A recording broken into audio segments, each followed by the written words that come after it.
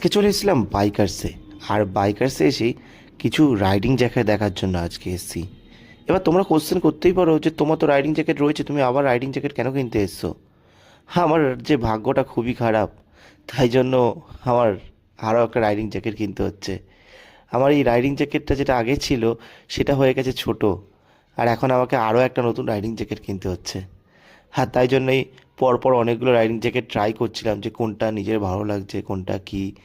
এরকম করতে করতে তারপর একটু থাই ব্যাগও দেখে নিলাম, কারণ এটাও রাইনক্সেরই থাই ব্যাগ রয়েছে, কিন্তু এটা একটা বড় বড় লাগছিল। তারপর আরও একটা রাইডিং জ্যাকেট ট্রাই করলাম, যেটা হচ্ছে লাল আর সাদার ভেতরে। কিন্তু লাল আর সাদার ভেতরে এটা একটুখানি বেশি নোংরা হয়ে যাবে রাইডিং জ্যাকেটটা, কারণ যেতে যেতে অনেকটাই ধুলো হয় তোমরা জানোই।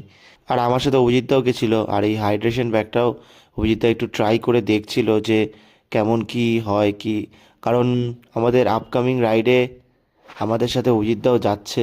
তারপরে আমরা দুজন মিলে একটুখানি রাইনক্সের এই ফুল কমপ্লিট গ্লাভসটা ট্রাই করছিলাম যে কেমন কি, কেমন কমফোর্ট, কেমন একদম। আর আমার জামার সাথে পুরো আমার গ্লাভসটা দেখো ম্যাচ করে গেছে একদম পুরোই।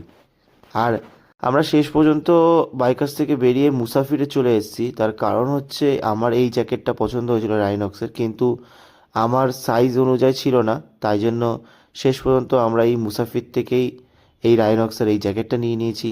আর আমাদের আপকামিং রাইডের জন্য একটা ছোট্ট উইশ করে দিতে পারো।